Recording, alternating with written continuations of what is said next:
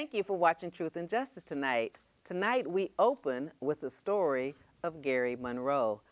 Gerry, at the tender age of 19, ended up spending time in a California Corrections Institute, Level 3, one of the roughest, meanest California prisons there was back in 1989. He went from a high school graduate at Jack Yates High School, from college to prison.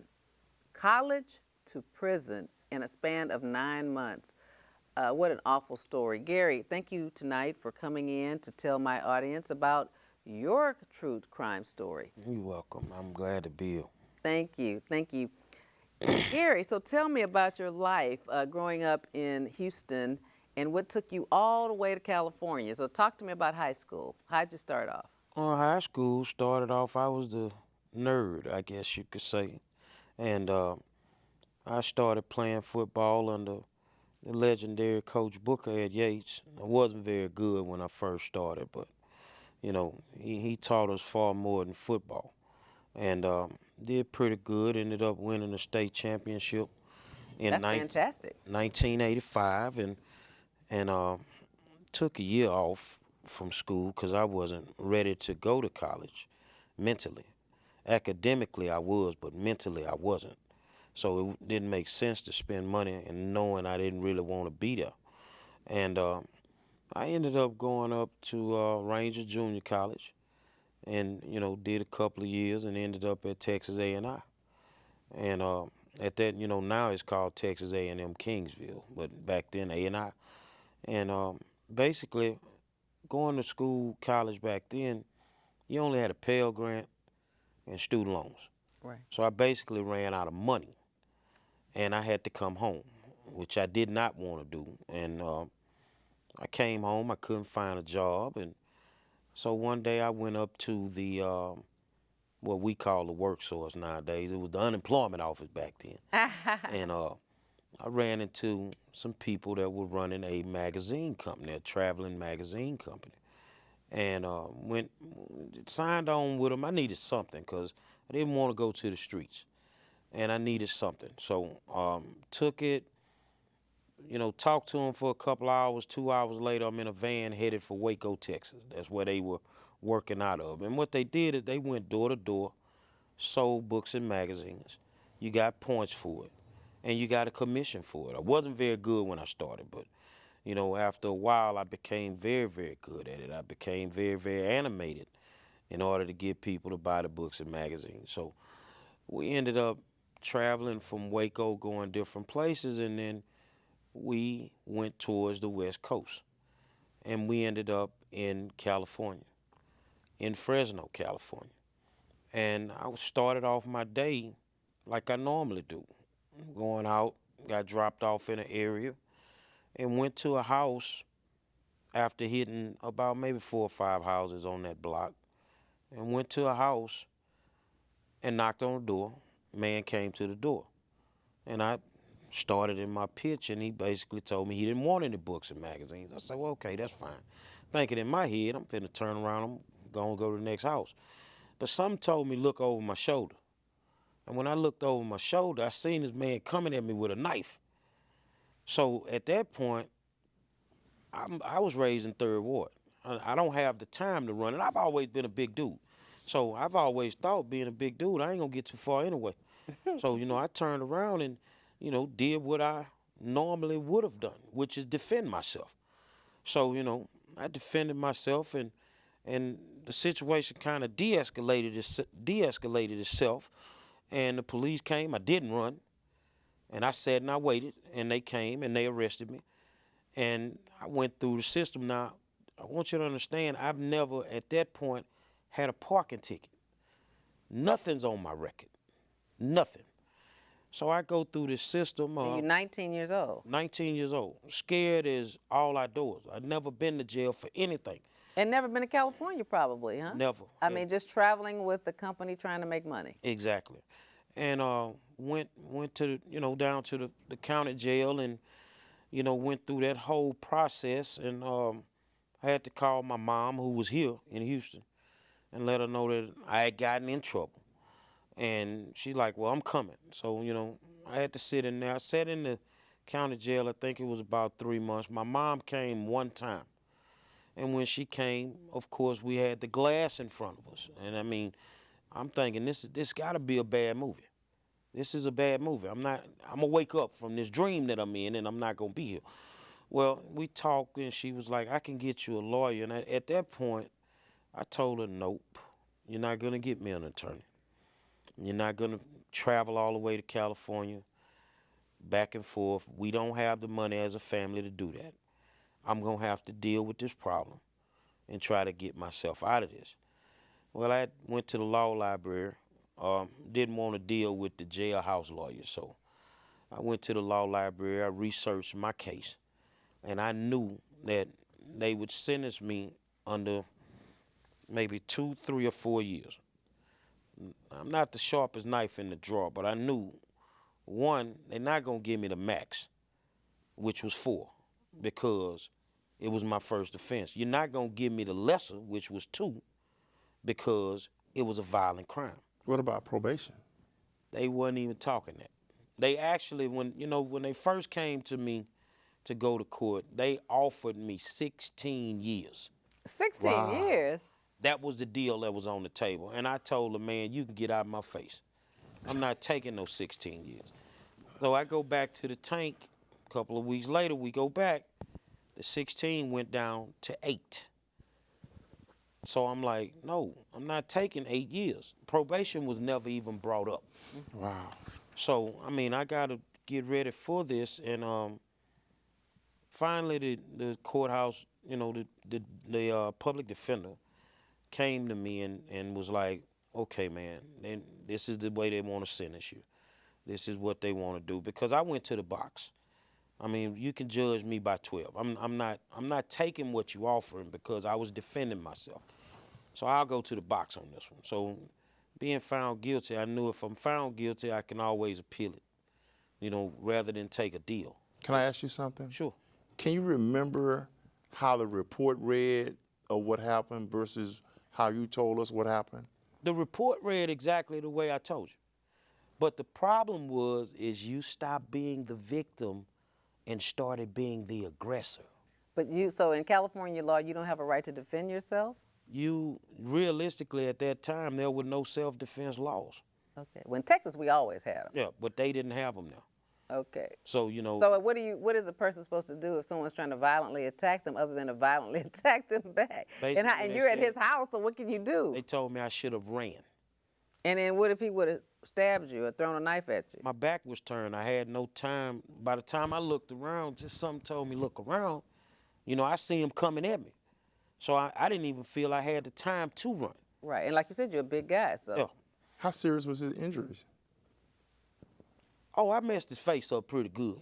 I'm talking about just like a fist fight. Like me and you in a fist fight. He gonna heal up in a couple But weeks. he went to the hospital. Basically. At that point, I think they took him to the hospital. And it wasn't really bad. I mean, from the pictures that they showed in court, a black eye. Did you go to trial? I went to the box. Yeah, I call it the box. I went to trial. So yeah, I refused to take a deal. I wasn't going to take a deal for 8 years, which was their final offer. So the judge gave you 3 years after you were convicted. Jury. The jury. Okay. Gave me the 3 year, and it was a modified sentence because I had never been in trouble. If you do, I think if I did 6 months, they were supposed to bring me back to court. They sentenced me under modifications to where they could actually say you could go home after 6 months with some parole. That never even came up. Why not? Just never came up. Every time I filed the paperwork, it come back, they denied it. Really? They denied it. So Now, you're 19 years old, from college to the penitentiary for defending yourself for being a door-to-door magazine salesman. Mm-hmm. How scary is that your kid could be in another state trying to work, not trying to get in trouble, and end up knocking on a crazy person's door, defending yourself from a knife, and because you're younger, you win the fight and defend yourself, you end up going to the penitentiary. Now, you don't have nobody in California, Nobody. Fresno, no friends. And half the people that are young in jail, they have gangs and all kind of friends, and so you end up in the penitentiary on a level 3. Now you said, how did they pick a level 3, which the way Gary's been describing to us is one of the roughest, meanest, most violent units where people are dying every day, and he's in a place with no friends because he's from Texas. Tell me how that worked out. Level 3 yards, when you go through diagnostics, they determine your point value. So, you know, if you really didn't do anything, the most points that you could have would be 12. So based on how violent or how long your sentence is, it determines how high your points would go. So my points were actually at a level from the first day I was there that I should have been on a level 1 yard. But So the 12 points you got, which was the highest points you could get, would put you in a low violence type of community, Exactly. level 1. Exactly. But you weren't sent to level 1, you were sent to level 3. Why? Well, they said they didn't have any room on the level 1 yard. So now this system is about to punish a stranger to the city with no ties and no family, a 19-year-old boy trying to make a living for defending himself to a knife and beating up somebody, and now you're in a level 3 maximum security with Bloods and Crips who all have help and backup by yourself. How did you manage to survive that? I found music. The yard that I was on in Soledad at the time, when I first got there, Ike Turner had just paroled from that yard. So they had a full live band. That I guess Ike Turner started in jail? I think it was already there, and he just kind of fell off into it. But I'm sure he revitalized it in a Oh, very yeah. significant Oh, yeah. way. I mean, Oh, yeah. he was a genius artist, so he had to have significantly improved whatever they had. Oh, yeah, And the talent of the people around. You were amazed that they had some of the equipment that they had. It was all top notch. Everything was state of the art at that time, which was state of the art. And I didn't know how to write a song. I mean, I knew how to write poems. So what I did is I started taking the poems and making them longer. And I listened to the radio because I'm doing rap music. I listened to the radio. This is 1989. Yeah. And I learned how to structure the songs. So at that point, you know, I'm doing these songs, and okay, one day I just say, let me go to the music room. Let's see what happens. So I go to the music room. There was a black lieutenant, I'll never forget him, Richard Howell, who was over the band program. And you had every type of band that you could think of. Hispanic band, you had a jazz band, you had an R&B band. So he was like, well, what band are you going to be in? I'm going to be in all of them. I think I can reach everybody. So we laughed about it. And at that point, you know, being young to music, he was like, man, you're really good at what you're doing. So I say, well, let's see what can happen with this live band. And one of the guys that was in the band, I can't remember his name, we called him Squirrel, happened to be Howard Hewitt's nephew. Wow. And he could really sing. And gravitated to them. The way I kind of escaped a lot of the gang violence, you had Crips and Bloods in the R&B band. So once they figured out I'd be the rapper in the band, they made sure nobody bothered me. So it kind of worked out, and I did that. So my first experience with rap music was not with keyboards and computers, but I was actually backed by a live band. So nowadays, if I do music, I tend to gravitate towards the live band than doing anything through the computers. But I got a chance to experience the gang violence on the highest level that you could experience it on. I got to see full-scale riots.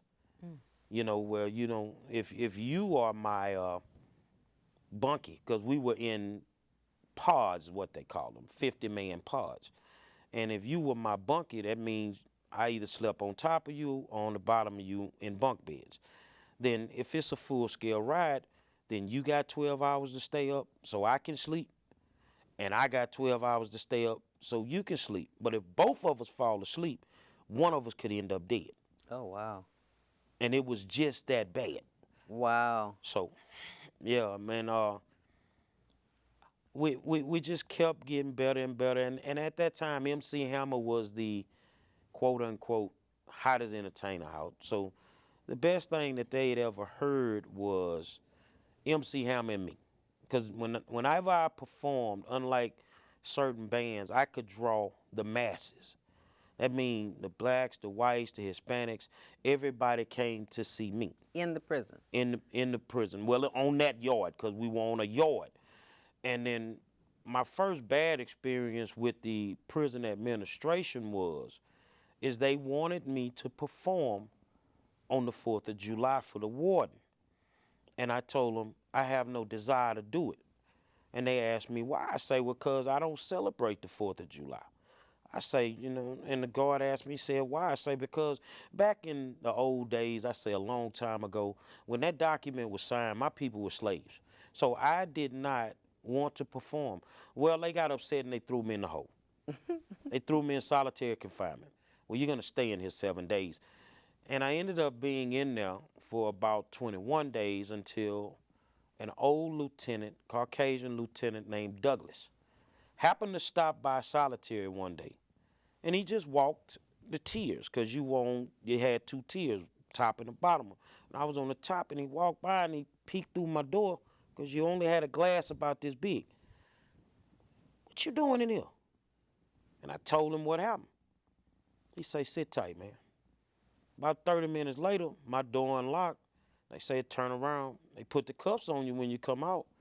And they took me down to an interview room.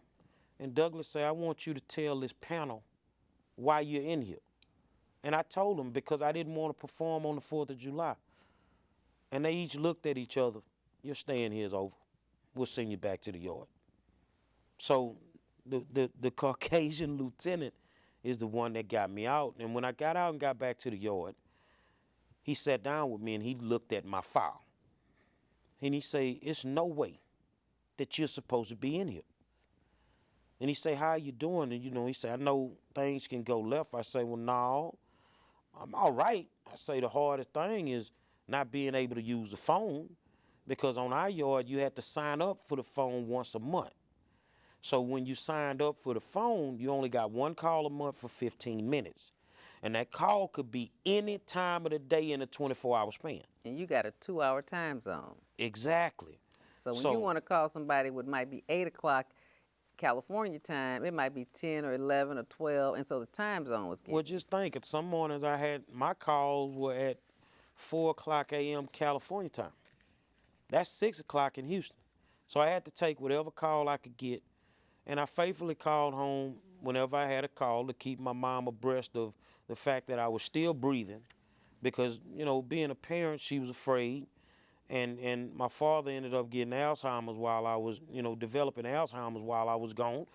And, I did what I needed to do as far as being there and surviving, because only 2 days that count when you go to prison is the day you go in and the day you get out. So you're not guaranteed of anything once you're in there. So, it was funny. I ended up on the prison softball team. I made the all-league team as back catcher. I think about it and laugh now. The music that was developed inside of me is still inside of me at 47 years old. Was able to get out and perform with some of the biggest stars in the world, up to Jay-Z and everybody. Never wanted to sign a record deal. Doing what kind of performance? Rap music. Never wanted to sign a record deal because I could read my own contracts.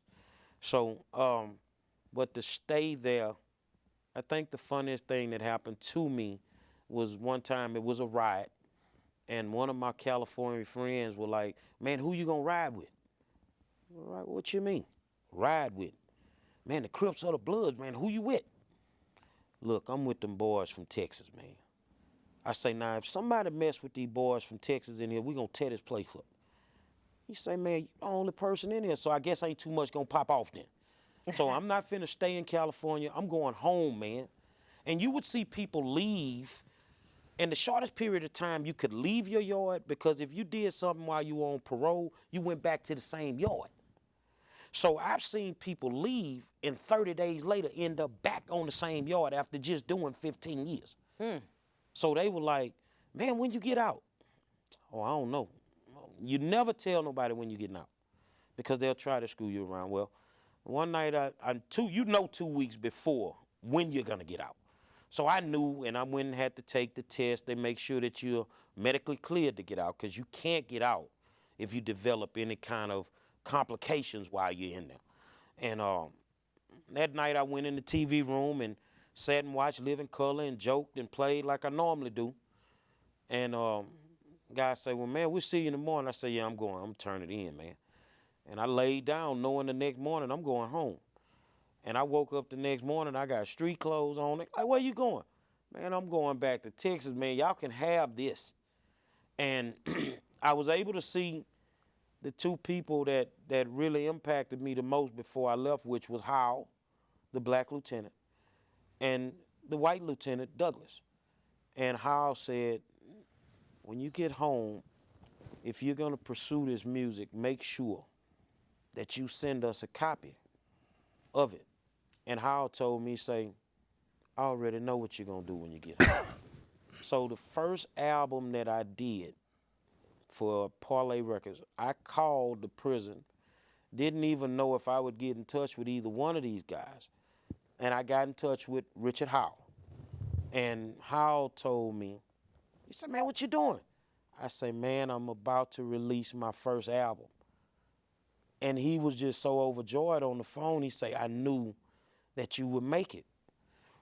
And I say, well, I need an address because I got to send you and Douglas the album like I promised. And I sent him the album, and he called me, and he say, my God. He say, man, you are better than when you were in here. So, ever since then, I've been out talking to kids because am I upset now that I lost 18 months? I feel that God wanted me to go through something at that time. And I was able to go through it and survive. That's why I can tell children nowadays, you're really not built for the stuff that goes on behind those walls. I've shown kids at Yates, because, I'll go to any school and talk to any kid, that, dude, I could actually knock you out with the sports page and nobody would know. Can you think that fast on your feet? So, the thing is, am I upset? Am I mad? No, I'm not upset because God has given me a beautiful life since I got home. It's sort of like I didn't miss anything. And, all these years later, after having 49 cars, built 3 houses from the ground up, it ain't bad for old boy that, they say we can't come back from being convicted felons. Now, when you had 18 months, you did 18 months on your 3 years. Mm-hmm. How did they deal with the parole situation? Did you have to stay there while you were in parole, or did they let you come back to Texas? No, they let me come back. And just report, do the mail, or what? No, they let me come back. I had to report to an officer in Houston. Okay. My first officer was, Lord, tormented. I'm going to say tormented. He tormented you? It was a lady. She tormented you. When I got to the office, she told me that you're going to have to do urinalysis once a week. And, well, I told her, I say, you know what? Well, you can send me back to California to jail. I say, first of all, I didn't have a drug case. So, therefore, you're not going to guinea pig me and have me doing urinalysis once a week. And I don't have to do that. And she looked at me like, huh? So the biggest thing then was you have to find a job. Well, I had 3 years on paper, and, well, why you can't find a job? They're not hiring felons. And she knows that. Okay, but the thing is, well, what are you going to do? Just so happens I go in the next month to report, and they switched my officer. Thank God. And gave me another guy, and he asked what I was doing. At that time, I said, man, I'm hanging around these record labels trying to make something happen. And he told me off the record, I won't say his name because he probably is still a PO. He said, man, as long as you don't get in trouble, I don't care. Go and chase your dream. So, he knew I was traveling out of town and all kinds of stuff. I had to bring documentation from the record labels that I was working with on projects that were independent, and to show him verification is what I was doing, and this is how I was getting paid. So, yeah, he gave me no problem. But the thing is I never violated any rules while I was locked up. I never had any violations once I was on paper. So I just kind of skirted through everything, and got my stuff back in order. So when they had the riots when you were in prison, how did you deal with that? I mean, did you actually have to throw some blows or dodge some blows? No, I really didn't have to deal with anything because by not being affiliated with anybody, I had no sides to really choose. Now, what about your roommate? You said when there was something going on, you guys would switch out who stayed up 12 hours, one stayed up 12 hours. Was your roommate affiliated? Oh, he was, but I wasn't. He was like a Crip or Blood? He was actually a Blood from Fresno, California. And like, we talked all the time, so I'm like, I don't have anything to do with what y'all going through. And the prison system in California, at that time, you could get packages from your house. My mom could send me a package. So what they would do is they would actually promote gang violence, because you could get sweats from your house, sweat tops, sweat pants, but they could not be brown, they could not be black, they couldn't be white. They could only be red or blue. Oh, wow. The gang colors. Wow. So my thing was, even though I went to Yates, my favorite color was blue. Right. So I get blue sweats all the time. So all of a sudden, they called me in the office and told me, man, we got information that you a Compton Crip. Man, I don't even know where Compton is. Well, you walking around here wearing blue every day. You only let us get 2 colors. That's it. I say I like blue over red. So they actually put it in my file that I was a Compton Crip. I'm like, hold on, man. I had to write, you had to go through a process when you wanted to file a complaint. So mine went all the way to the governor's office in California. I want this out of my jacket. I'm not a Compton Crip. I've never been to Compton. Eventually, I fought hard to get it out, and it eventually came out. But they were quick to label you. So, I mean, that level 3 yard, you would see guys, they didn't shoot warning shots from the tower. You would see guys actually get into fights over the phone, and they would shoot from the tower and kill both people. What? They killed the inmates? Oh, yeah. The guards killed the inmates? I thought they used rock salt. No, those were straight bullets. They did not shoot warning shots at all. Wow. So, it was. I bet they kept y'all in line, and if they had the right to shoot y'all. For fighting, they did no warning shots. They just shot to kill. Yeah, and talking to guys that have been incarcerated in Texas, and I told them, that's Disneyland compared to I was thinking the same thing. where I was, and I mean, they got a racket that goes on up there. On the yard I was on, they have what they call fire camp. Well, you never really thought about it, but who actually fights those forest fires that happen every year in the state of California? Well, what they do is they go get inmates that have low points, convicts that have low points, and they send you to fire camp. Well, you have to be physically fit to go. Now, you remember, I graduated from Yates. I played football, so I was in shape. All you had to do to qualify for fire camp was do 25 push-ups, 25 sit-ups, and run 1 lap around a full track in 4 minutes. You can run a mile in 4 minutes. They came to me one day, you need to go to the counselor's office. So I go to the counselor's office. What's up? You ready to go to fire camp? I'm not smoking a bear. I ain't come to jail to go to fight no forest fires. Well, if you don't want to go, then they're going to throw you in the hole. Well, you can do what you need to do. I'm not fighting a forest fire. I'm not doing it. Well, if you go to camp, you're living outside. And I say, the first time you let me out that gate, I'm going home. I'm going home. I'm not going fight a forest fire. So they forced me to go through PFT training. That's what they call it. And the first thing, you got to do the 25 sit-ups. I did 10 and I fell down. So they was like, you're playing. So now I got to do the push-ups, 25 push-ups. I did 5, I fell down. Now these are people that are watching me every day on what they call the iron pile where you lift the weights. I go in at 300. By the time it's time for me to go to PFT training, I've lost 100 pounds. Okay. So I'm all muscle. So they watching me play with 100-pound dumbbells every day. And you can't do 25 push-ups. But why Well, couldn't you do them? because I didn't want to. But, you know, every night before I went to bed, I did 1,000. But I wasn't going to do the 25 to go to PFT. Because you saw people coming back from PFT, you know, forest fire, whatever they want to call it, you know, some of them burn up, foot cut off because they didn't know how to work the axes. And I'm like, no. So the last thing was the one lap around the track for 4 minutes.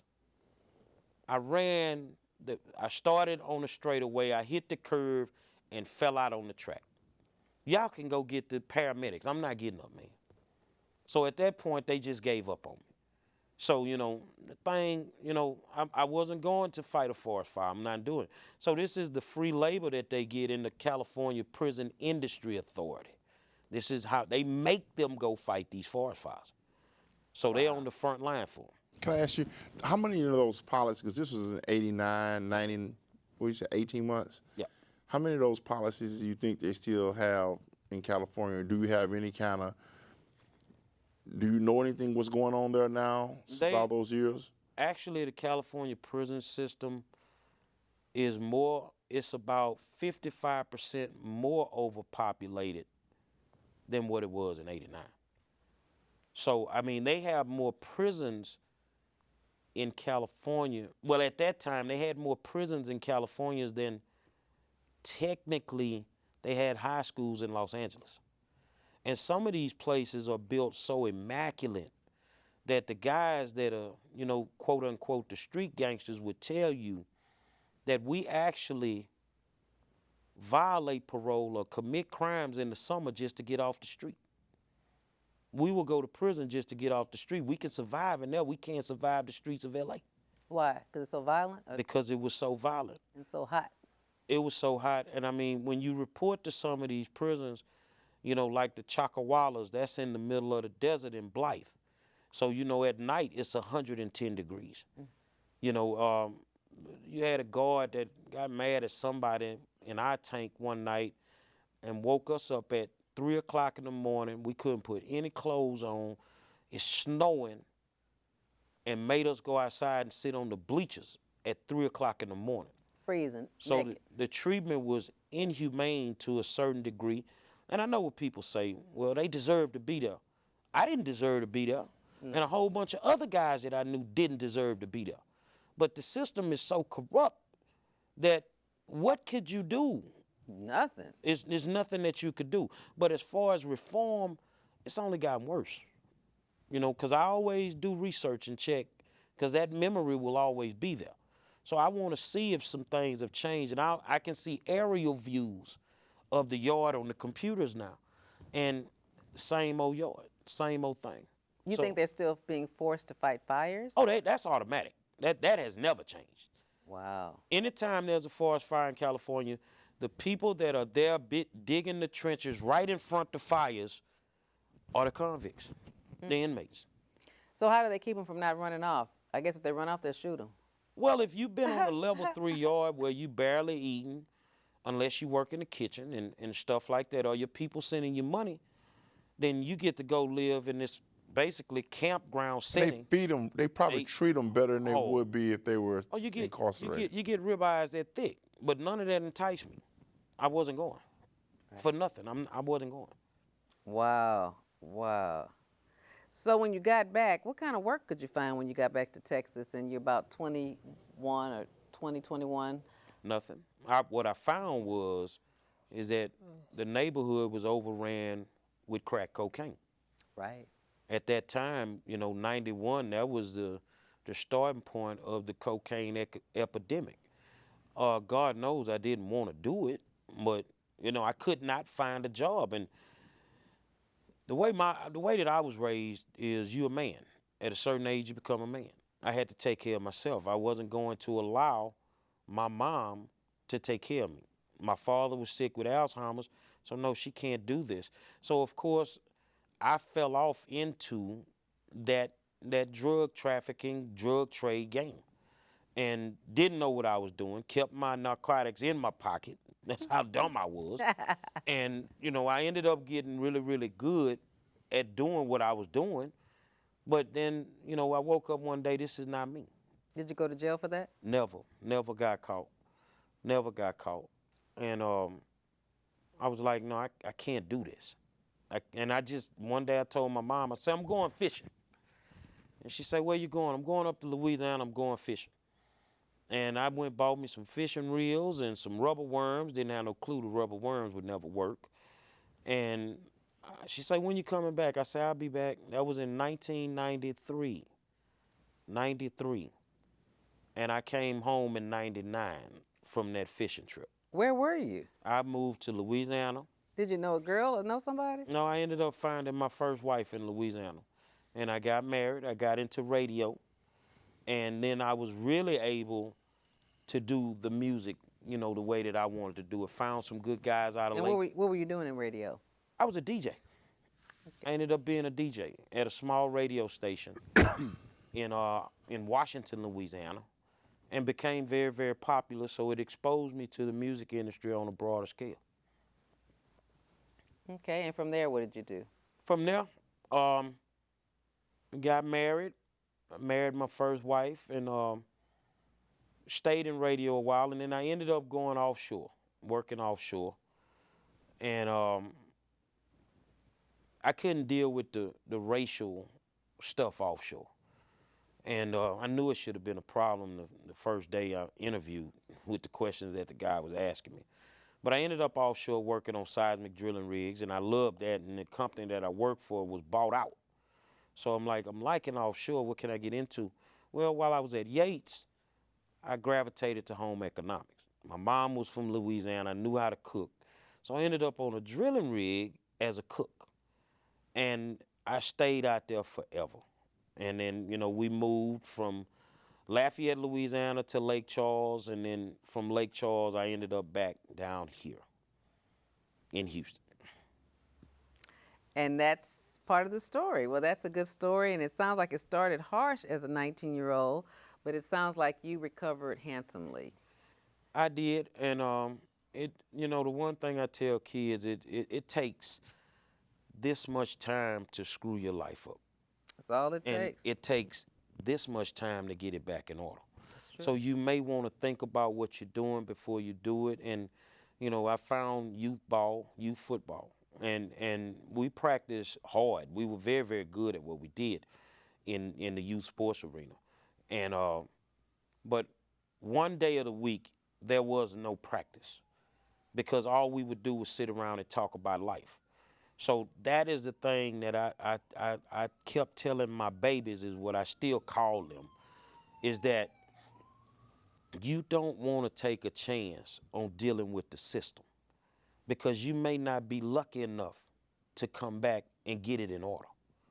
There are a lot of guys that I know that cannot say that they came back and got it in order. It took a lot. It took me saying, after being the cook offshore, I don't want to work for anybody.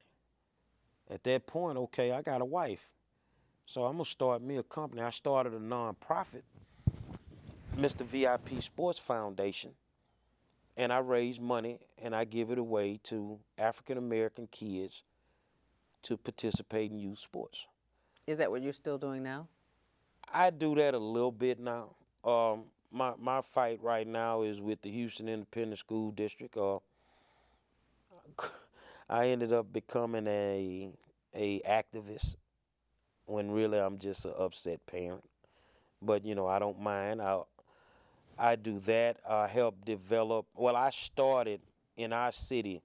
A lot of people don't know because I would see all the other nationalities in youth sports and see the city of Houston roll out the red carpet when kids would make it to the Little League World Series and different things like that. And I started American youth football in the Southwest region, which was Texas, Louisiana, Oklahoma, and Arkansas, for American youth football. And that league is still in existence over in Law Park with good guys like Kevin Walker and from the Southside Cowboys.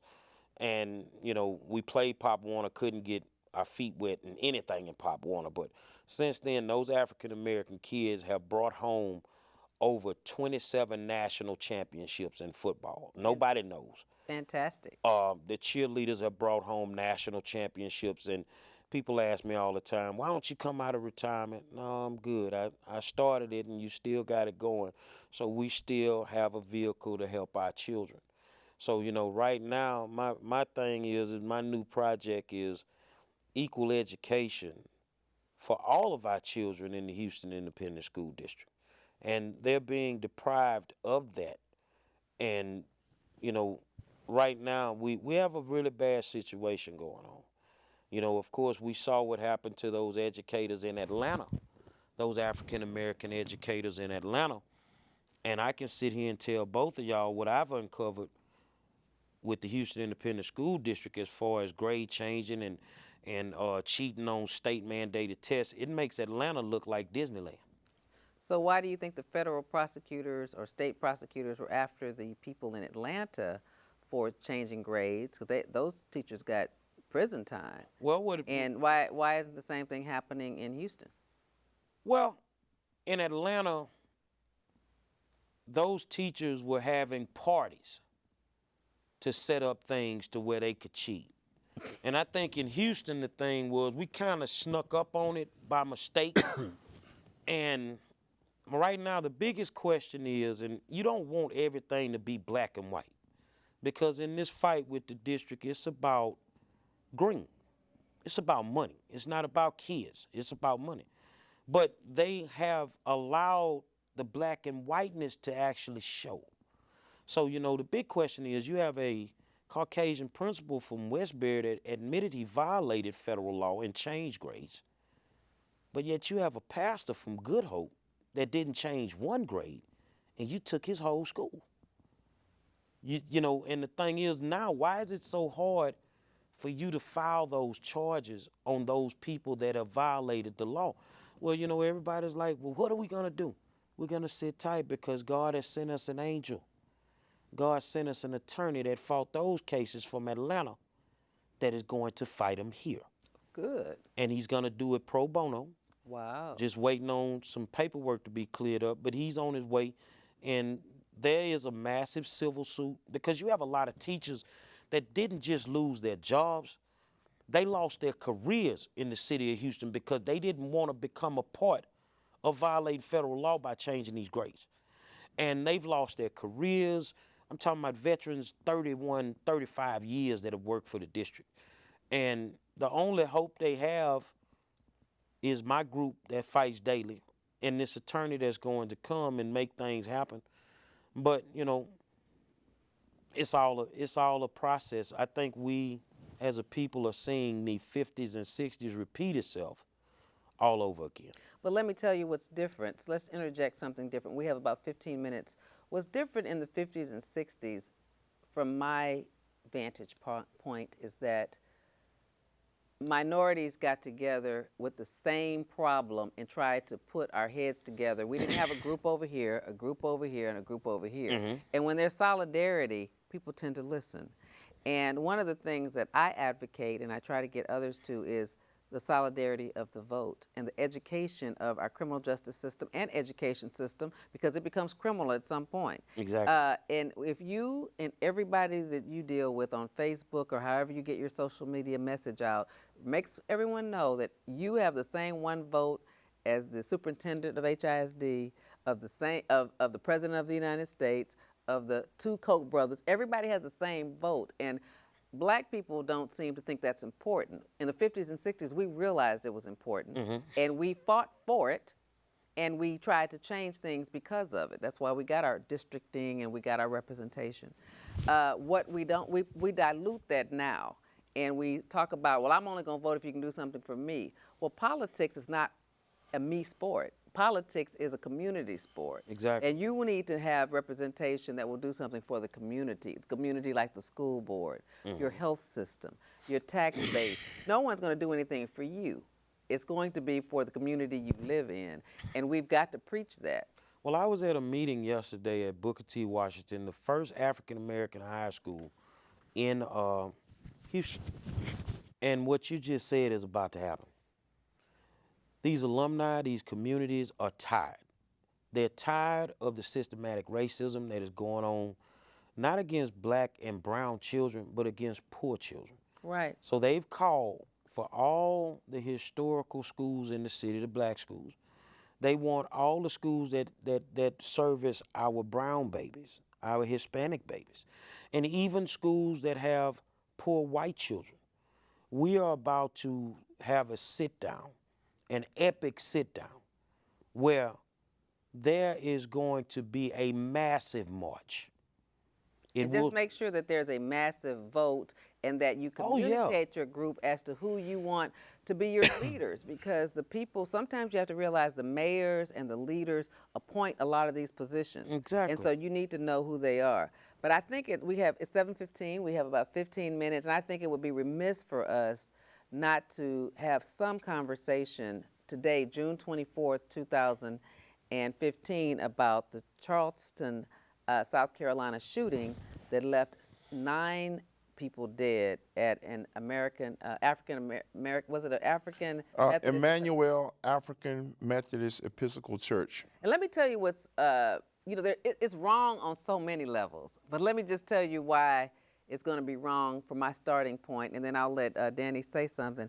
It's wrong when a 21-year-old is getting all of his information from a poor 21-year-old who doesn't work, who's sitting watching TV all day, and he's listening to right-wing politics, the Rush Limbaughs, who make $40 million a year to preach hate, and for that kid to kill 9 innocent people because they are, quote unquote, taking over the world and raping our children, raping our girls. Now, we know as black people that the majority of people at a Bible study is going to be black people, and they're going to be black women, okay? So it's not the women who's raping your women, okay? It's going women make up most of the church. They're the doers in the church, right? Exactly. It's men that go. I'm not saying they don't, but you know you can count on Sister Mary and Sister Jessie to go to Bible study. So what's interesting is it's an African American, it's an African Methodist church, AME church, but yet it's in the black community. It's one of the oldest churches in Charleston. So if someone is taken over, they wouldn't still be at the same church that was damn near started by slaves, okay? And so if you take it over, you'd be on the white side of town in a big old mega building. So it's interesting the distortion of the mind of a 21-year-old racist to go, you didn't go to the Crips and the Bloods, who might be the ones that could be perceived as raping your women. You didn't go to black men. You didn't go to white women who are acquiescing to whatever relationships are. You're not talking about the real history of America where black female slaves were raped by white slave owners. Mm-hmm. You know, we're very forgiving. We've forgiven our white masters because they're basically our fathers and grandfathers. But yet you're talking about something that is so esoteric, it's so not real. Who is raping white people? I mean, white women. What are you talking about? It's almost like the people who stand in front of the abortion clinics. So you're saying they're getting raped and we're taking over the world. I mean, that's just killing me. That's killing me when we have no power, no voice. Exactly. Very little voice, and I started to show for a voice. We have 10 minutes, Danny, and you've been sitting there quietly, and I know you're a little bit frustrated with what's going on in South Carolina. Well, no, I just want to commend you for having the courage to tell your real truth. You know what I'm saying? And hopefully we'll get a chance to change and hear more about what you're doing here in Houston. But back to the hot topic that's going on in the country now, the tragedy that this terrorist took against Americans.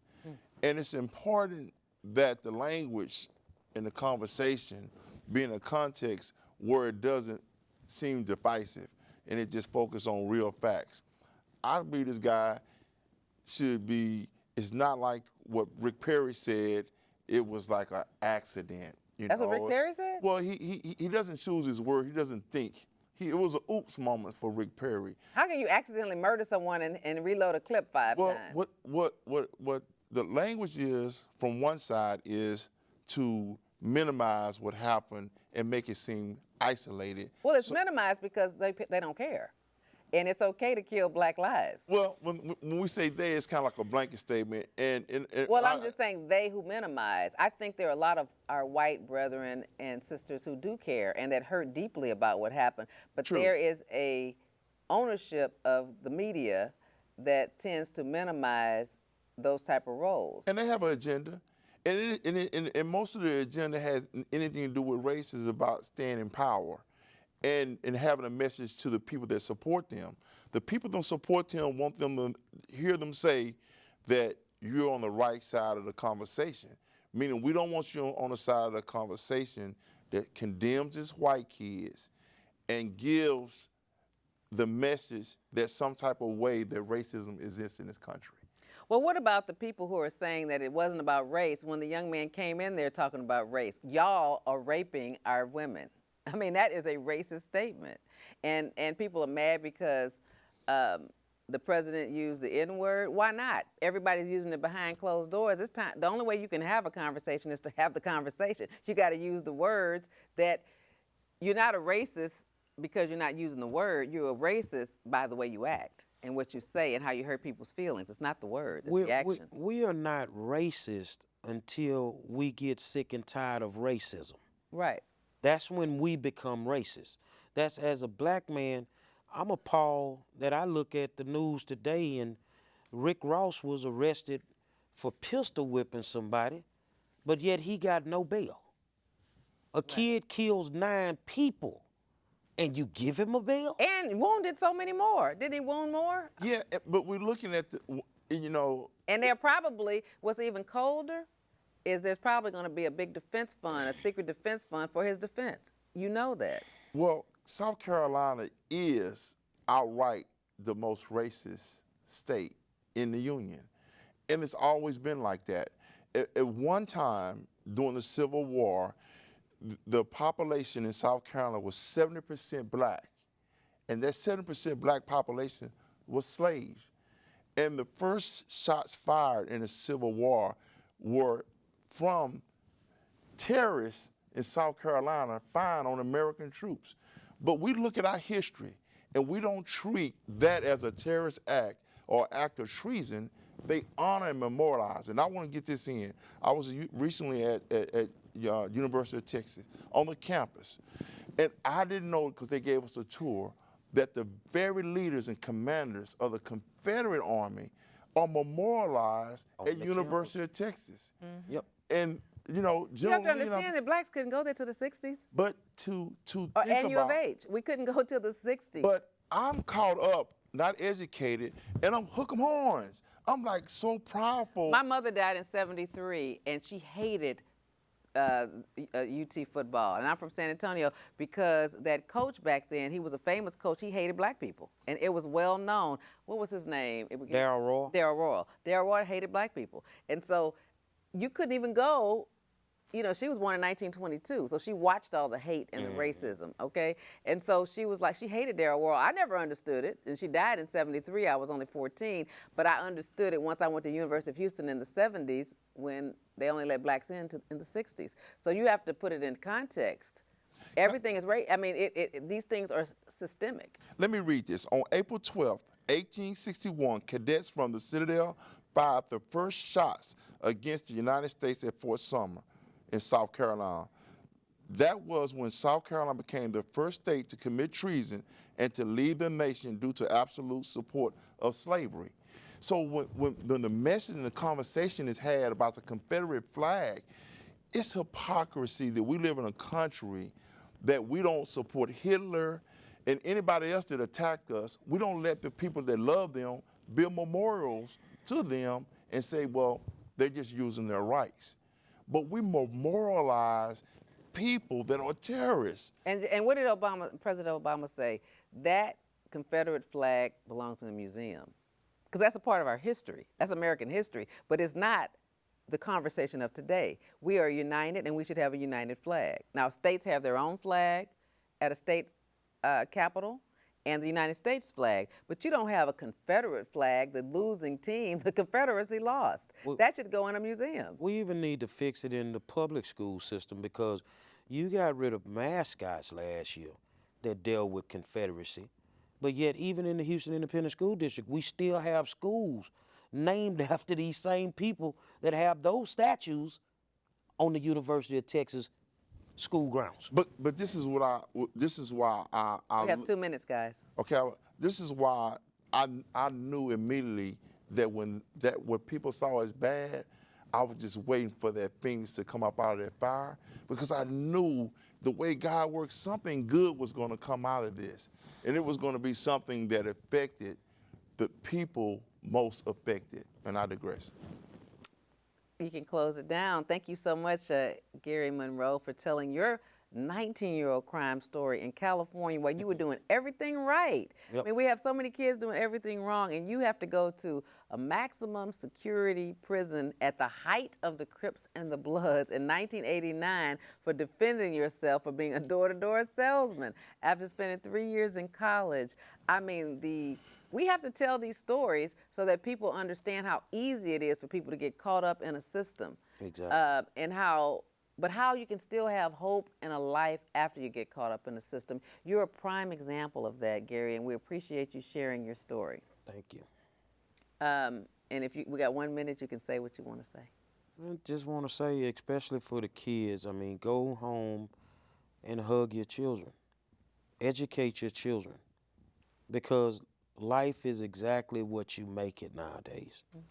And if you want your child to be the next president, then you have to do what you have to do. As an African-American parent, I understand some of the pitfalls we face. We have to become better parents. We have to become better men. That's it for me. And with that, we will close this show down. Tell me what you think. You can always email me at vivianrking@msn.com. Tell me what you think about my new intro. I just got it today, June 24th, 2015. Thank you, Mr. Sweet, Dwayne Sweet, for writing the music, orchestrating the music, and putting a fantastic visual to it. I can't wait till the next one. Thank you for watching Truth and Justice with Vivian King. Good night. This is a show where I try to